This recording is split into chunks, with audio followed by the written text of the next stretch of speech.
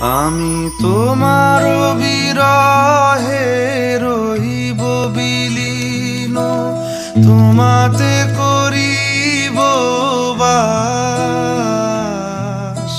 দীর্ঘ দিবস দীর্ঘ রজনী, দীর্ঘ বরষ